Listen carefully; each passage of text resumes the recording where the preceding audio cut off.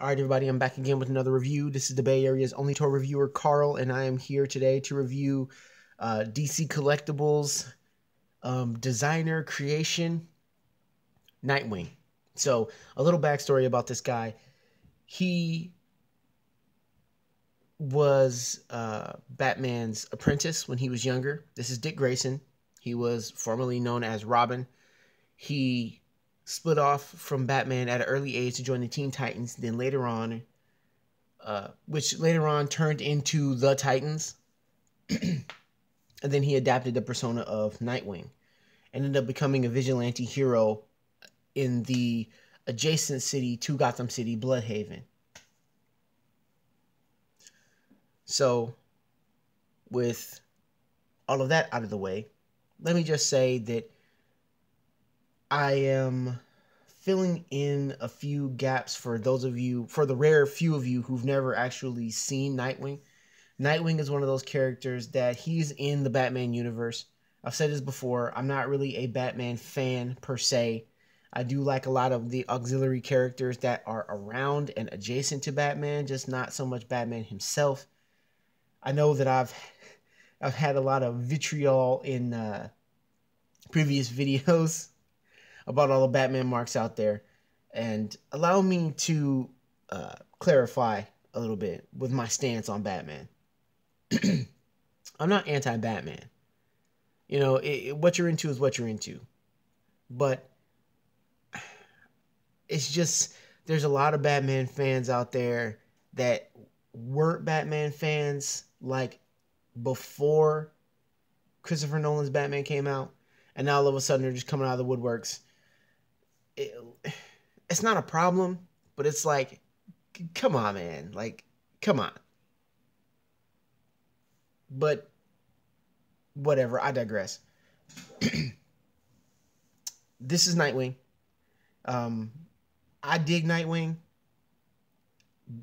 Dick Grayson and Wally West are very, very good friends in the comic book. Wally West, at one point, was the, in my opinion, the ultimate Flash, per the way they described it in the comic book when he had his run. Not the African-American Wally West, not the black one. No, not the black one. I'm not referring to the show, I'm referring to the comic book. For those of you who actually remember when Wally West did have his run, they've oftentimes teamed up together, and they've had a lot of great adventures, considering they were both teammates in the Teen Titans and then later on the Titans. But just speaking of the figure itself, I like this guy. I'm just going to get my recommendation right out of the way right now. He's definitely a buy. If you are a Batman fan, buy him. If you're a Nightwing fan, definitely pick him up. But before we go any further, let's get into the articulation. All right, so I'm going to start the head. His head goes around 360. Got a little bit of tilt there, a little bit of tilt here. Goes down about that far, which is pretty nice considering, you know, he's Nightwing. He was a former acrobat, a part of the Flying Graysons when he was a child, before his parents died in a tragic accident, which led to him becoming Batman's apprentice.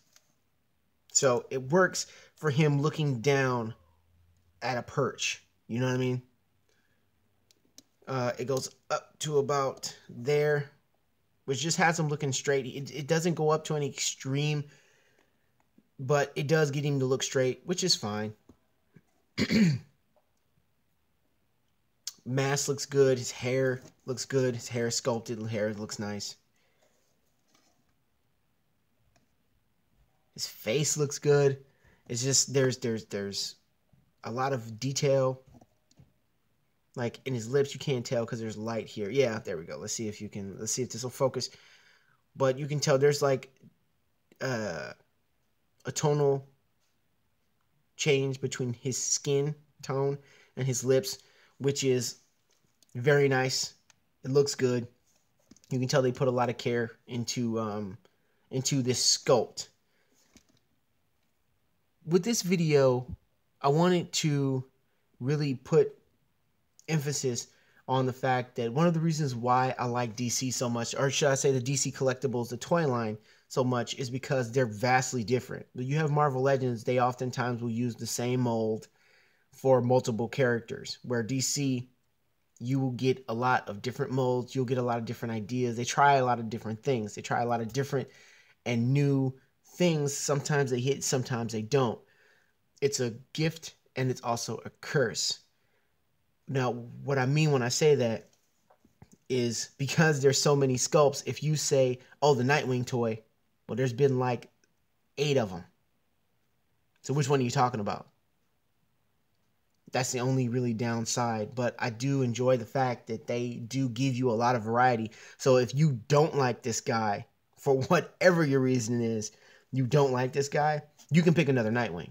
There are other Nightwings from other DC, they're from other lines within the DC collectible world under the DC umbrella. So they give you a lot of options, and I am very appreciative of that because they didn't have to do that. They could have just done what Marvel Legends did or does and just give you the same mold with just different paint and small aesthetic changes, and then it just popped. Here's a different character. Once again, or should I say, let me say that I am not saying anything about Marvel Legends. I am not saying anything bad about Marvel Legends. I'm not trying to put down Marvel Legends. I own a few Marvel Legends myself. I think that they're very solid, very fine figures. But I do like to have the variety of the DC line. I do enjoy that. Should I say, I do enjoy the fact that they give you that variety and they give you those options. But continuing on, you get the arm here that goes around 360. Same thing for the other side. You get a single jointed elbow. We'll get you about back that far. Get you about up to there. You do have a swivel at the wrist, and you do have a forearm swivel.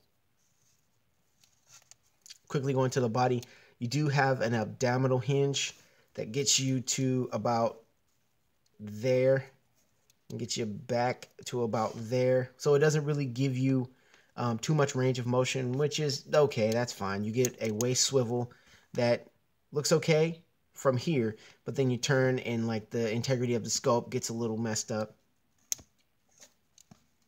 You have a thigh swivel here, double jointed knee that gets you to about back to there,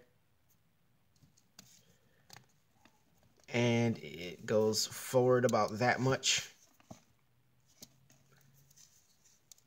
and gets you back to about that much, which is really nice. Gives you good range. For back, I mean. Going further down, you have a boot. You have a swivel on the calf here. You have a boot hinge that gets you about there. Gets you about that far back. And no rocker, but you do get an ankle swivel. You do get an ankle swivel, which is nice. The only accessories that it comes with are these 2 batons. The only downside is that there's no place to put them. So if you take him out of his hands, he doesn't come with any additional hands. He doesn't come with anything other than these batons. So he doesn't come with any additional fist hands or anything like that. So if you take them out, you got to put them somewhere where they'll be safe and secure. So that way you don't lose them. Because you could easily lose these bad boys and then they're just gone. Under normal circumstances, like in the games, and sometimes in the comic books, he'll have like things where he can just put them here. He can just slide them inside, but for whatever reason, they opted to not do that with this figure. But other than that, that's okay. You can get this guy into some pretty, I don't know, not too many dynamic poses, but you can get him into some, some really good fighting type of poses. Allow me to demonstrate. So, as I've said before, this guy's a definitely a buy. There is some slight aesthetic imperfections, but that comes with the territory of anything. In my opinion, there's no perfect figure. Like say, for example, the red on his arm is a shade darker than the shade on his chest. But for me, that's not a deal breaker. If you look right here, there's a few imperfections there, but individual results may vary. It may have just been just my figure, but all in all, I think this figure looks great. I like him a lot. I'm glad that I picked him up. And if you're a Nightwing fan, I highly advise picking them up too. If you are a Batman fan and you're looking for a solid Nightwing to complete your collection on your shelf, I recommend that too. So, thanks again for watching. This has been the Bay Area's only toy reviewer, Carl, and I'll see you next time.